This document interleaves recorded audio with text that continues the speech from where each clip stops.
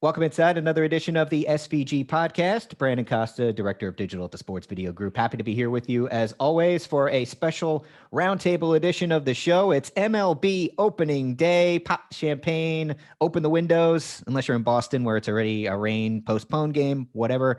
It's always a little messy in the beginning of the season, but we are happy to have baseball back. We're happy to have stadiums with some fans in them, and we're happy to see broadcasts on our television again. We've got the entire SVG editorial team with us right now. We're joined by our Executive Director of Editorial Services, Ken Kerschbaumer, our Chief Editor, Jason Dachman, and our Associate Editor, Kristian Hernandez. Gentlemen, wonderful to talk to you as always. Happy opening day. How are we all doing? Pumped. So pumped. You got three Yankee fans and a Rockies fan here. So what up? Greatest day after Christmas in the calendar year, if I may say so. I'm very excited. Very, very excited indeed. I saw that they were just starting to take the tarp off at Yankee Stadium, so hopefully we'll get a game there because Kristian and I were joking. I don't know if I want to kick off the baseball season with Indians-Tigers at AL Central battle Park. in the cellar. Yeah, AL right. Central cellar. Here we go. We're a little worried on the Rockies side. There's rumors that we might trade somebody away before the first game today. So, it's very possible. You know, they might just not have a roster after this season. It's probably for the best to be. They've taken Trevor Story's jersey away. Don't worry about it. Oh, it's over. Yeah. Charlie Blackmon is just Will Smith in the meme in the empty house, just at the end of Fresh Prince of Bel-Air. All right, well, gentlemen, we're here to talk about everything going on in the television world of baseball. We'll also touch on a couple of things in this episode because I feel like it's almost being understated a little bit, but this is one of the bigger weeks in sports television that I think we've seen in a really long time. I mean, we've got the Final Four this weekend. We had a complete redesign of 19 of the nation's regional sports networks, which we'll get into a little bit with the introduction of Bally Sports. We've got the start of the Major League Baseball season. Oh, and the Masters is only like a week away. But, man, we are in a heck of a stretch right now. It feels good in a weird way to be this busy and overwhelmed with stuff going on in the sports media world. We had the exciting news last week of the NFL rights deals coming down and extending that league for ungodly amounts of money for the next decade. So it's a pretty exciting time in sports TV right now. But let's start with baseball since today is opening day. Obviously, the big national rights holders there are ESPN and Fox here in the U.S. Of course, there's MLB Network and all the RSNs. But let's start with ESPN, who's kind of the big dog in this, at least until we get to the postseason when Fox takes over. But during the regular season, it's a lot of games on ESPN. So, Kristian, you've got the opportunity to talk to the team at ESPN. Phil Orleans had a pretty informative call a couple weeks ago where he outlined some of the stuff that they're going to be doing. ESPN went pretty unique in its workflow last year in response to the pandemic in that 60-game shortened season that Major League Baseball rolled out last year, where almost nobody went on site, and they, including the announcers, you had Matt Vasgersian and A-Rod sitting in the desk in Bristol doing all these games from there. What is new and what is staying the same from that? And are we pushing the needle anywhere back to normal for ESPN baseball? Sunday night baseball included, but really the long tail of all the games that they do. What's things looking like at ESPN, Kristian? So I would say it's a mixture. It's pretty much a similar infrastructure that they had last year. So if you don't know what it was last year, let's take it slow real quick. Sure. Jason will go deeper into the whole enhanced world feed from the RSN perspective, but that is the basis of their weekday shows and a bit of their Sunday night baseball. So for their weekday games, you mentioned a little bit of going back to normal. They will have an on-site truck. That is my apartment. Welcome to. Is that a landline phone? What is that? No, that is something to let someone in from the front door. Oh, okay. All right. That makes more sense. Okay. Yes. Anywho, they will have a small on-site truck with about 68 employees, 6 to 8, not 68. That would be pretty impressive if they did that. So that was something that they did different from last year because they had absolutely no one besides maybe a couple of logistical managers, one or two from last year. Like I said, enhanced world feed via the RSNs. They will have a handful of operators for 2 or more exclusive cameras that they will have in addition to the clean feed that they're receiving from each home RSN. And back in Bristol, where most of these games will be produced, 25 staffers will be there, but also at least 20% of the games will be also produced in Charlotte. On the weekday national Sunday Night Baseball games, 40 staffers will be involved. One control room for each game. So today they have a game at 1, 4, 7, and 10:30, I believe. So that's a total of 4 control rooms, one for each game, because they're still taking into account COVID restrictions in Bristol. 10 to 11 cameras will be in use with up to 5 super slow-mos and other additional robotics around the venue. The talent will be either in Bristol in a studio or at home. So like you said, Matt Vasgersian and Alex Rodriguez will be there. Mostly for the weekday games, guys like Eduardo Perez and Doug Glanville, Jessica Mendoza will be at home.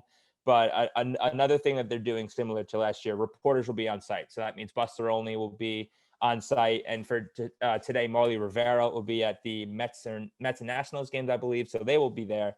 And I asked Phil, I said on a personal level, do you miss traveling? Do you miss the old way of going back to a normal truck? He says he misses it.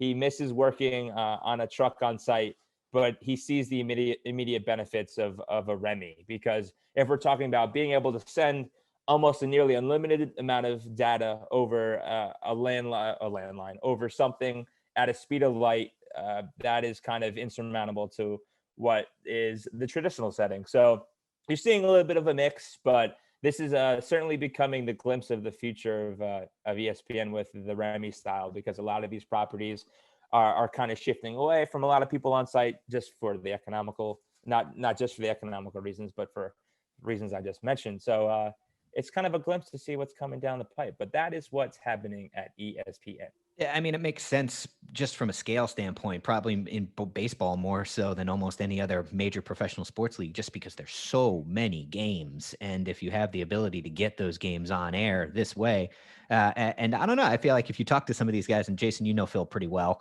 I wonder how much they'd admit how surprised they were with how much they were surprised by the KBO workflow. I think they did KBO, the Korean Baseball Organization, because they were like, hey, we just want to get something on air. There's sports happening somewhere.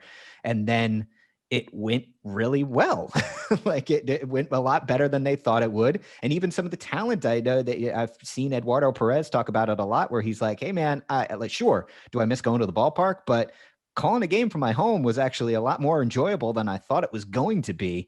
And it's, I think the ramifications that project has had, it was kind of this, oh yeah, we're going to show some Korean baseball games to kind of scratch people's itches while there was no sports going on at all. And now it's completely revolutionized how ESPN covers one of its major properties, probably forever now. Yeah, I mean, the live from home kits is what they call them. And I remember talking to Phil right when the KBO stuff started, and he was like, we're just excited to be doing baseball, but, you know, this is a blip. We're going to be going back. And I think the acceptance factor, to your point, has really been through the roof, because talent can do it very easily and doesn't have to travel. And yeah, there's the road warriors, of course, with crews that have been in the industry for a long time, but you know, the product ends up being pretty darn good at the end there. So I do agree that, especially with baseball, the sheer volume that baseball provides, that this is the model that I do not see it going away anytime soon, whether it be at a national or RSN level. Sure. And as tough as it might be as a pill to swallow from a crewing kind of local employees kind of standpoint, Ken, I mean, we've talked about this before. I mean, baseball was kind of one of the only things that kept many people in many of these markets working when the NHL and the NBA were, and kudos to them, able to pull off their bubbles last year. Those were not engaging many freelancers and tech positions and camera operators and people that are used to working in those local markets, while baseball did. It was only a couple of months for some of them, but it got people back working. And ESPN, using this model, allows those people who, you know, in the past, many of them might have been working some of those broadcasts anyway, because they would have dipped into that local freelance pool in order to fill out some of those broadcasts. But baseball's been huge in keeping some of the local IATSE groups and all of them kind of continuing to work through all of this through this past year that's been so difficult for so many people. Yeah, I mean, I think, you know, obviously there's still the COVID guidelines are still very much in place. So I'm optimistic that hopefully that'll evolve over the course of the season. You will see some of the some of the shows expand again. But yeah, it's it's a challenging time for people out there. I think the key is, we've always discussed this. I think everybody who isn't a sports production professional, when you first start writing about the industry and you learn that there were, forever the regional and the home teams, and they had both separate productions, you're always kind of like, that's kind of strange. Why don't they share more stuff? So this is very much the European model. This is how the Europeans do a lot of their productions, with the host feed that gets shared by whomever. And Fox is going to lean into that for their coverage as well. They're doing 40 games this year, which will be their most ever, which is great. And for the FS1, the cable games will be very much very similar to ESPN. They'll be taking that world feed, complementing with 2 cameras, and doing a lot of offsite commentary. Ken Rosenthal will head out to some of the games. But they're going to put their energy into their network games, those primetime games that will start on May 22nd. So there's a little bit of time for that to happen. And when that does, you're going to have, Joe Buck and John Smoltz out at the ballpark with the production team. They're going to be basically doing that world feed, if you will. And then you're going to have the other 2 games done, HRP, home run production, back at the vault in Pico. So, and obviously, and one of the commentators will be out in Big Ten Networks in Chicago, kind of tied in. So it's really fascinating to see how this is all developing. Judy Boyd was like, yeah, this has just accelerated everything as far as the way they approach their productions and moving people around. So there's still a lot of people are still kind of figuring out where they kind of fit into this whole new way of working. That's for sure.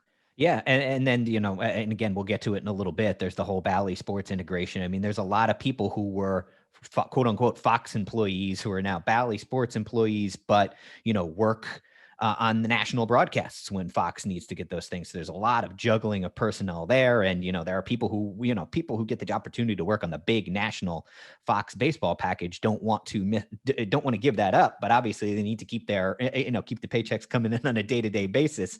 If you're working, Twins games for Bally, but you still want to work the national game because you've done that for so long, the opportunity to do that is definitely an interesting thing to juggle. To stick with Fox, Ken, obviously, ESPN, we talk about the scale there and the amount of games that they do, and Sunday Night Baseball is a destination on a week in, week out basis.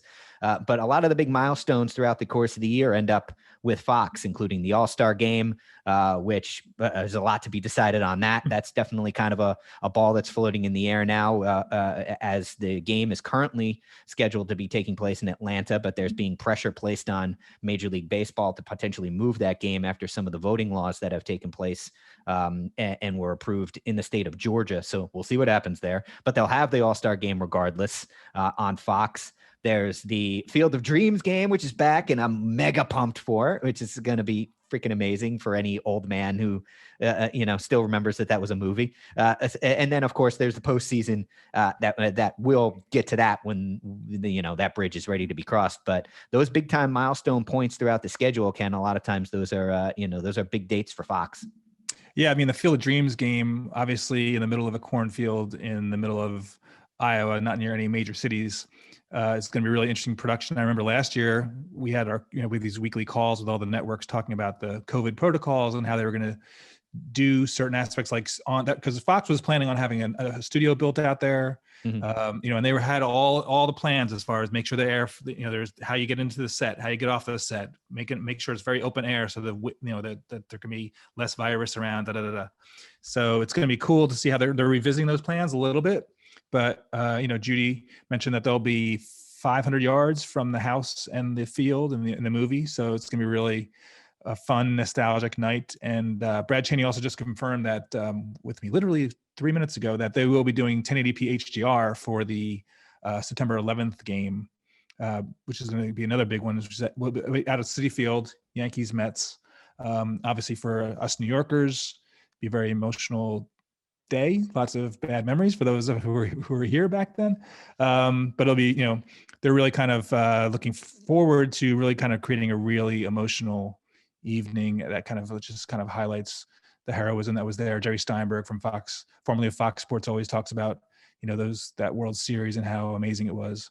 So it'll be a really fascinating look back at a terrible day for America. But yeah, that's going to be an intense broadcast, no doubt, and that's going to be a special one. Let's shift gears to Major League Baseball Network, MLB Network.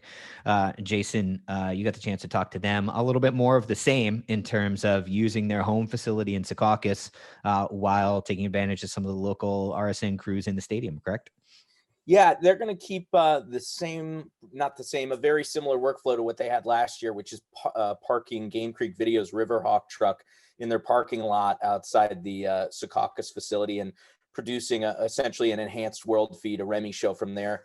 The difference this year is that they are producing 21 games for YouTube as part of Major League Baseball's new deal for exclusives with YouTube, in addition to 26 MLB Network showcase games. So they'll be having more productions than they've ever had on their end, and really leveraging, bringing all those feeds back. 20 plus feeds are coming back into Riverhawk, and the truck is being utilized to produce all those games. So lots of overhead this year in terms of games, but they've gotten pretty efficient at it. The other exciting thing on their end is they're making their way into betting with a new show called Better's Eye.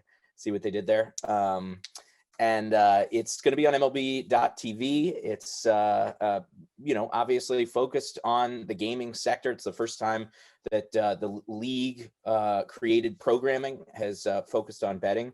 And they built a small studio at Secaucus. They just took their old green screen room and turned it into a new insert studio that's going to be there. So they've got a lot of new stuff.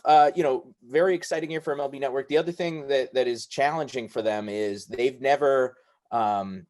This is the first time where hockey and baseball are going to collide post when the pandemic happened. So Sure. Everything becomes really, really complex. They've got 60 plus teams, plus they're doing their own NHL Network productions on Saturday nights now out of Secaucus.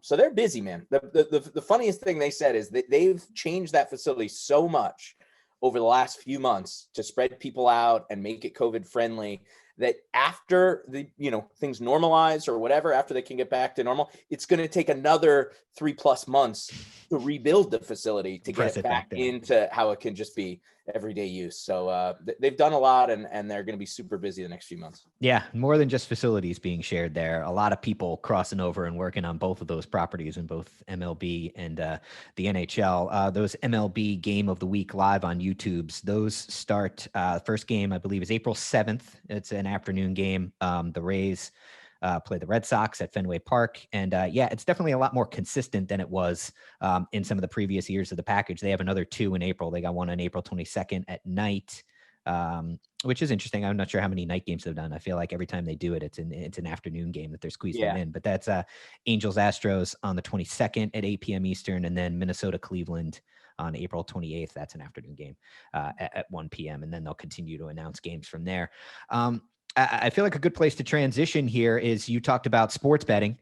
And in the RSN world, in your local markets, if you're one of the 19 local markets, you're going to hear a whole heck of a lot more about sports betting, whether you like it or not, because Bally Sports is here. The Fox Sports regional networks they've been legally not Fox networks for quite a while now, but now officially, maybe to the jarring surprise of many sports fans who don't follow this stuff every day in the way that we do, they woke up yesterday and maybe turned on an Arizona Coyotes game or a Minnesota Timberwolves game or a Miami Heat game, and were like, what the heck is this?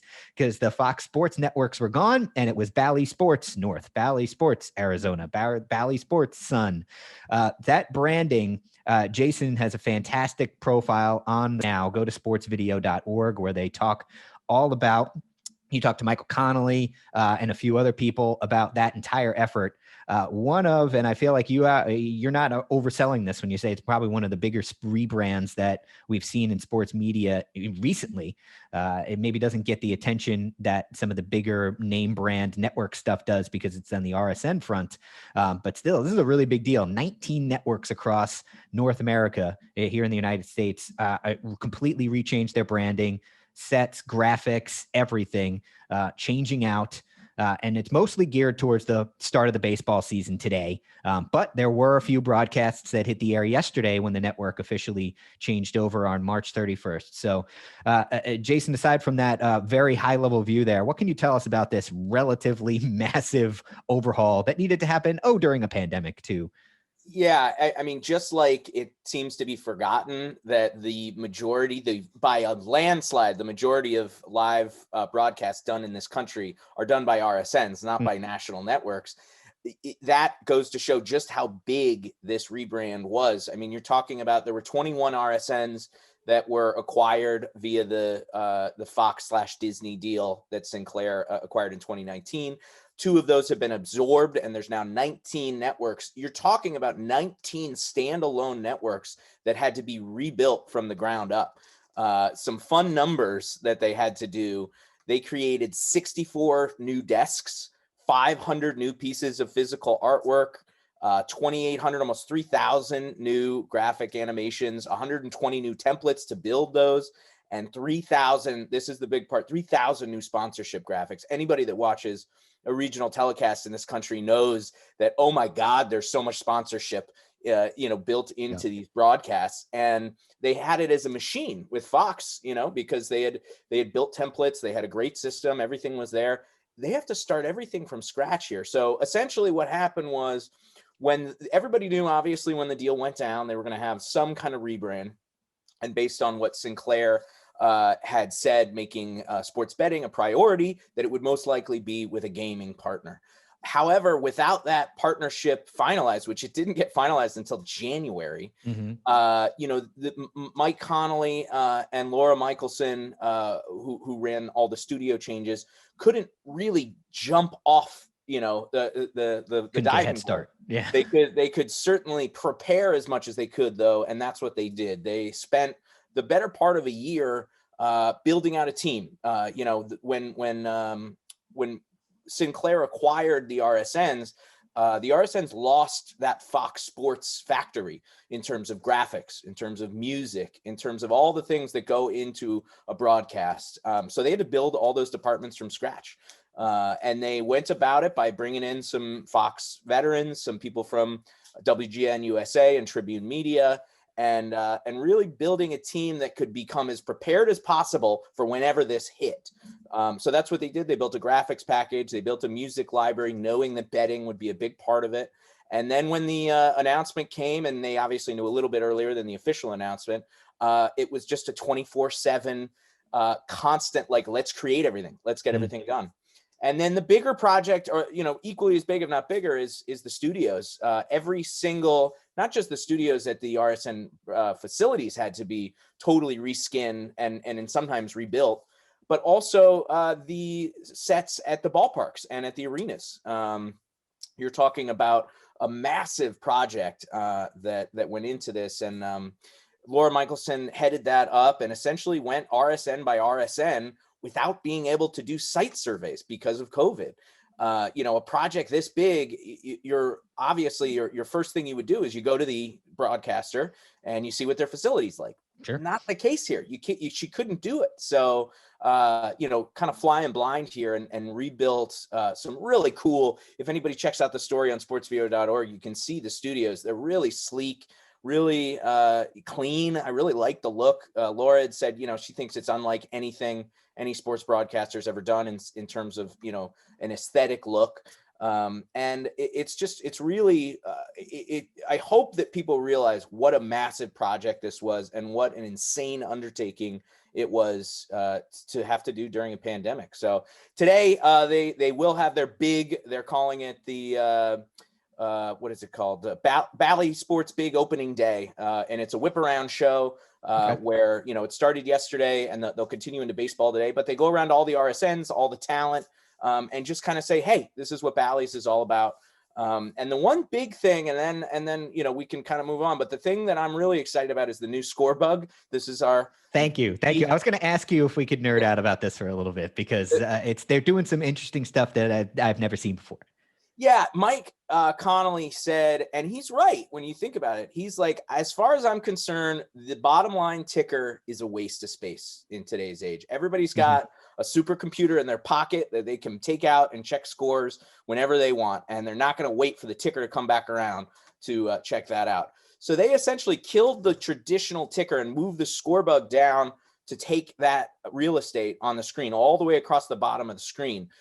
The actual score bug with the score and everything is going to be on the left. And then that provides some real estate on the right for, I don't know, betting odds, maybe some prop bets, odds, as Sinclair's leaning into all this. So it's a cleaner screen. If you look at it, you get a lot more of the actual game. And I would not be surprised if other people start really trying to adopt this. We've seen it on some football broadcasts and stuff, but usually there still is a ticker there. To just have that, as a standalone graphic at the bottom of the screen, it takes up the whole thing. I think it's really classy, and I think it's really smart in terms of, telling the story and bringing data to the fans. Yeah, I mean, I agree entirely that I think that the ticker, the bottom line, the whatever, it had its time, and it was brilliant when it came out. The first time it was there at ESPN, it was pre-cell phone days and everything. And, it was awesome to see that at the bottom of the screen. And it was cool when you're a kid, when you saw your team go across the bottom and everything. But, I kind of appreciate the fact that they're still using that right bar space as a ticker in theory, but it's more intentional. It's more like, all right, if I'm watching a, Arizona Coyotes game and I want to know what and we're fighting for a playoff spot with the Avalanche, and you throw that score up on there every once in a while when the Avs score or whatever it may be, like that's a good use of that space. But just that kind of that steady, just showing every score of every sport that was ever played on the planet that day, just rolling around on the bottom of the screen. It just seems like it's kind of a sad bygone day. One little thing that I pointed out that I found kind of unique is that they're going.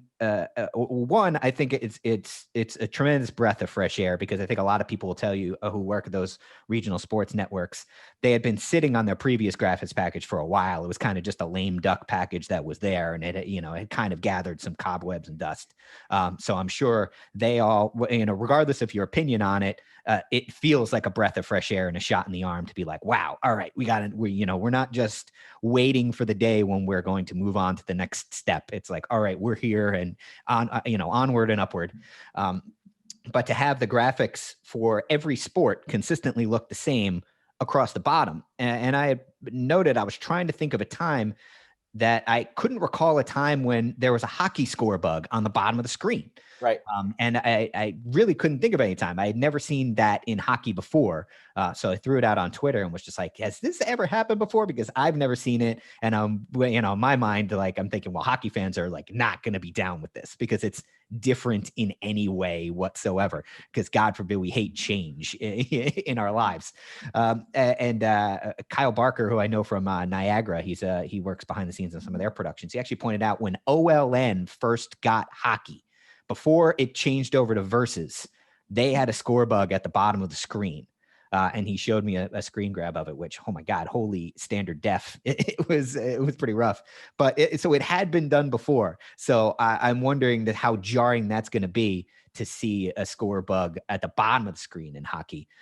You've seen it in other sports. I mean, baseball and basketball and football, it's been in the corner, been at the bottom. So that placement I found kind of unique, and that consistency, I guess I can appreciate that, to want to have that branding across the bottom. Last night in the games that I was able to watch, I was able to watch some of the Heat Pacers game and then the Coyotes Avalanche game. I didn't see any betting data yet. So right. I think they're kind of easing their way into that. That's definitely, it's there, and what's gonna be there, but especially as not every state obviously that they're located in has legalized betting at this time. I'm sure that there's even further partnerships that could come up with sponsorships and stuff. And I'm sure that Bally's is obviously very excited to try to get their sports book involved. So you're going to see it, but maybe not tomorrow.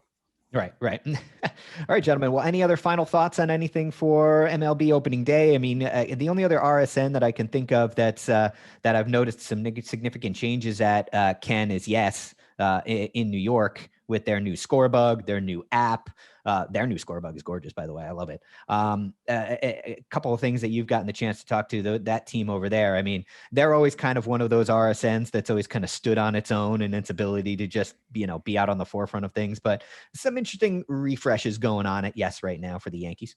Yeah, I mean, look, the scorebug evolution is fascinating because I think they're all, everybody's trying to lean into less is more effect, right? And lean into colors, right? So that's the cool thing that they're trying to do is embrace the colors of the visiting team, so you can kind of get a little more connected to who's playing, as opposed to just having to read the name, that kind of stuff. Right, and more logos in a lot of these scorebugs too. Yeah, exactly. So I know that they're they're looking forward to the season. I think that their announcers will be at home for quite some time.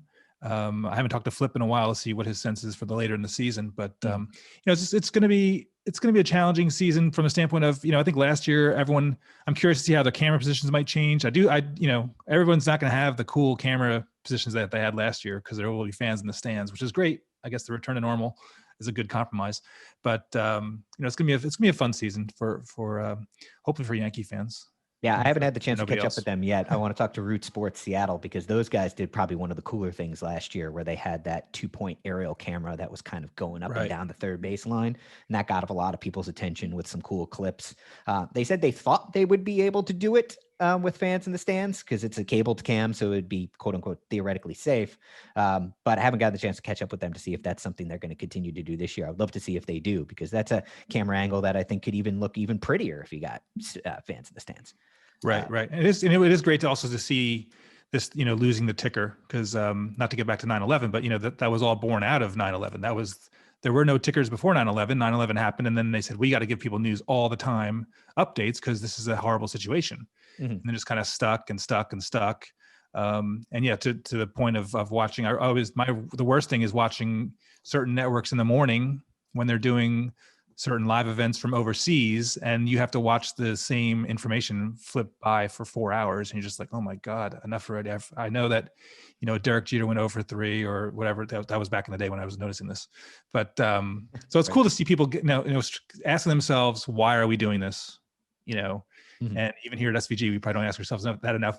But that's it should never be, well, we've always done it this way. Right. It should just be like, that should never be it. Yeah. And to Jason's point, you do want to open up space for potentially new ways to use the ticker space in a really useful way. Because I'd rather see odds than just scores. Because I can get that on your phone. Interesting to see how that plays out, because yes, less is more. But boy, if you've ever been in a sports book, there's so much damn data being thrown at you. It's like once you open that gate, I don't want to say it's I don't want to go down that slippery slope route, but once you start putting sports betting data on the screen, boy, it starts to look like CNBC real quick.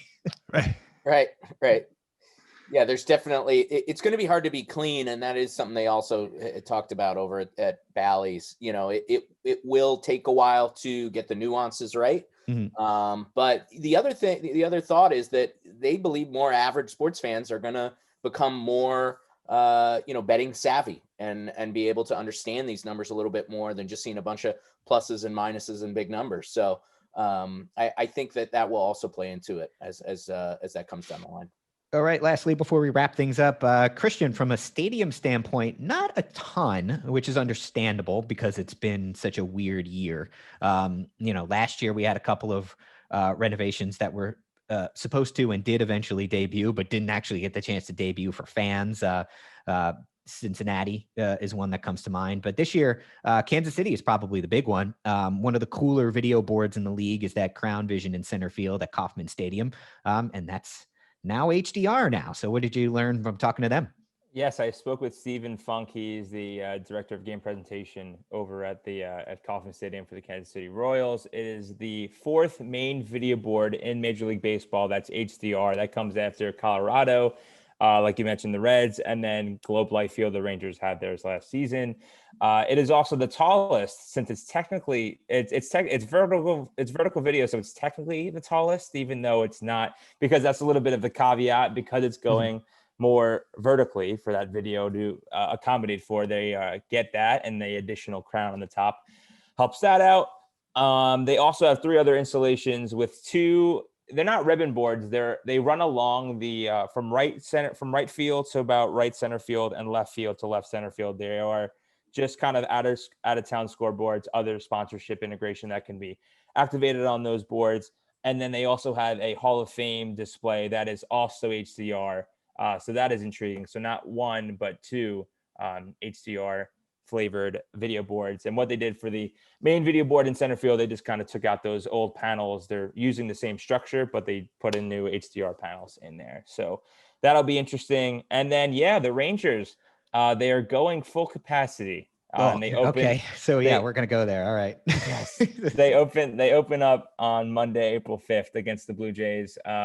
They hosted fans in the NLCS and the World Series, but it wasn't full capacity. So Chris DeRocher, who we formed a relationship over the past year since they've opened, he will get to see a show with a large crowd. So that should be a fun one. They did a couple. I saw they played some spring trainings against the Brewers at the park where they had some fans. But that opening day game is going to be interesting. I mean, don't get me wrong. I'm very happy for Chris, and that's the goal to get there at this point. But boy, I don't know if Twitter is going to be ready to handle the images that come out of that ballpark on Monday. They've also been doing high school baseball before. So while his team was down in spring training, he stayed back up here and helped do high school baseball. I'm not sure that was sold out as it would be for a Rangers game, but yes, there were a lot of people that you haven't been seeing in a stadium for quite some time. Yeah, interesting. And not to go back to Kauffman Stadium, but one of the more underrated ballparks in the league. I feel like it always gets overlooked. I feel like they've done a good job renovating that thing. And when you talk about best ballparks, everyone goes to San Fran, Pittsburgh, San Diego. Decay ain't bad. They've done a good job keeping thing upheld. City of Fountains. Trivia question. Why do they have all those fountains in center field? Anybody? It was like the owner's wife, right? Wanted to put and it's the City of Fountains, like Kristian said, right? It has more fountains than the city of Rome, actually, apparently. Exactly. Yeah. Is that why? No. That's it. There you go. I answered your question. The Rome of the Midwest? The stadium put them over the top as far as the number of fountains. It wasn't until they... Oh, okay. There you go. All right. So we got there. It was a little meandering, but we got right to the answer. There's your answer. Yes, but one of them, I haven't gotten out to see it yet, but I've heard great things. And also they share a parking lot with a Super Bowl champion. So big, expensive parking lot. Yes, very cool. Do they really? The ex-Super Bowl champions? Oh, yeah, right. Right. Oh, my. Pandemic. Sorry. Yeah. Sorry, you got me. The old man got me. Nothing the past year happened. All asterisks everywhere. I may not know who's playing halftime, but I do know who won the Super Bowl. Yes, that one. Attaboy, Ken. Yes. All right, gentlemen. Well, thanks so much for taking the time. Really appreciate it.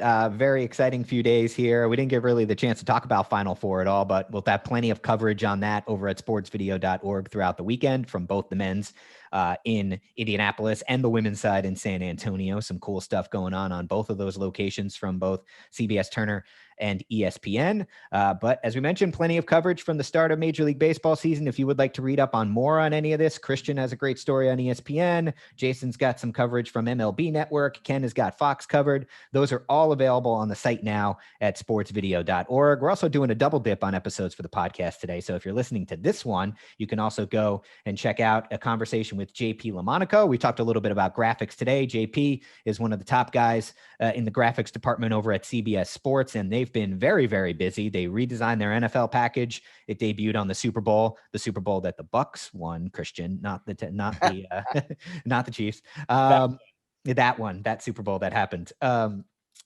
They also did the graphics package for that Nickelodeon game, which JP gets into. Very interesting. He and his team were a part of the March Madness redesign, that new graphics package this year.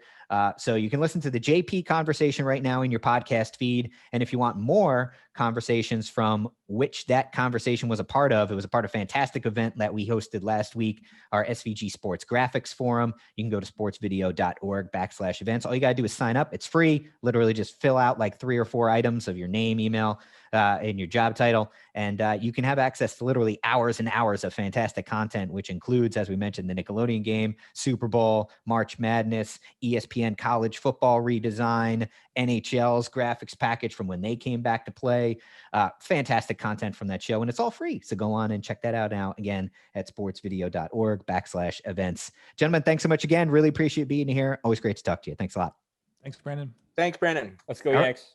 All right. That'll do it for another episode of the SVG Podcast. Please rate, review, and subscribe to the show on your podcast platform of choice. We will speak with you next time. Until then, please take care.